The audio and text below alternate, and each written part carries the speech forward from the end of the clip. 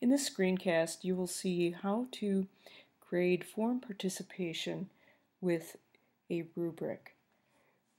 The rubric in Moodle is only available on assignments.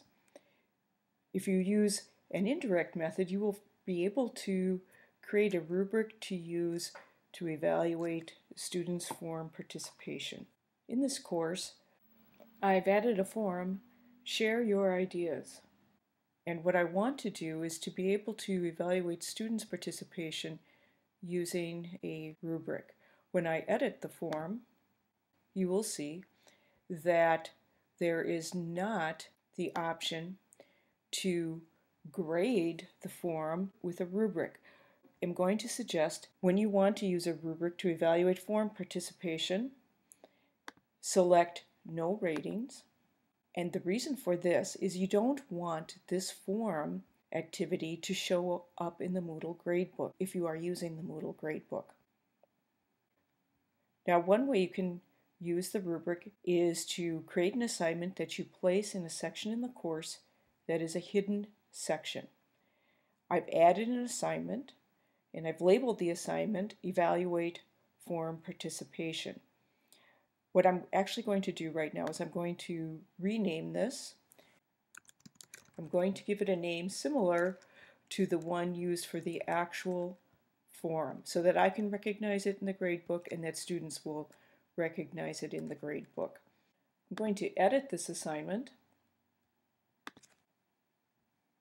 to show you that for grading, that I already have selected the grading method of a rubric. And when I save and display, you can see that I have a rubric for evaluating form participation. I'm going to return to the main course page. So how does this work? After students have participated in the forum, go to the gradebook, go to grades, and we are looking now for the Share Moodle Ideas assignment. So click on this assignment, View Grade All Submissions. The rubric appears. Of course, you can use whatever rubric you wish, whatever settings work for you. In this way, you can use an assignment to evaluate form participation.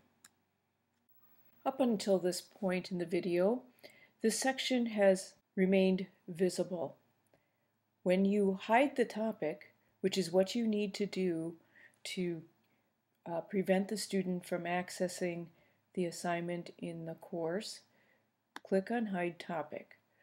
What that will do is hide everything within that section.